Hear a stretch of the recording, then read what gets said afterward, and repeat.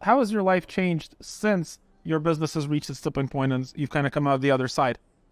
Well, it's going pretty well. Everything is going better. We're now considering buying our own house. I grew up with no house, of course. I didn't have any house. I got the debt that I mentioned. Now it's going better. We're thinking of buying a house of our own. Our kid is going to private schools. It's Private school's not a bad goal. Exactly. Yeah. Exactly. Everything, he has a little bit of an issue with a speech delay. We're dealing with it. He's got his care, his special care. I want to point on that. So my two older kids both went to speech therapy for years. They both had speech delay, and because my kids grew up in a bilingual home.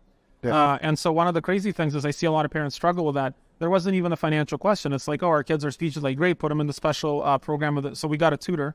And now my kids are excelling, both of them, in reading and other subjects. They're ahead of other kids. So they started behind, they're ahead. And that's one of the key things I talk about why you should become successful, is you never have to make a choice to do the right thing by your kids.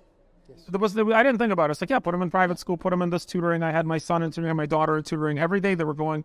And we didn't even have to drive 20 minutes. There's a school that's within 3 minutes of our house. And that's the one that's like high end, but we went for that because it's easier for us and it just doesn't that solve problems? Definitely. Yeah. You have this capability to do the right thing for your family, and this capability is very important. Yeah, so it's like, this comes back to the money issue. People are like, oh, people with money aren't ethical. I disagree. In fact, I think people with money are the most ethical because you have an ethical obligation for your family and your children. You have an ethical obligation to be successful.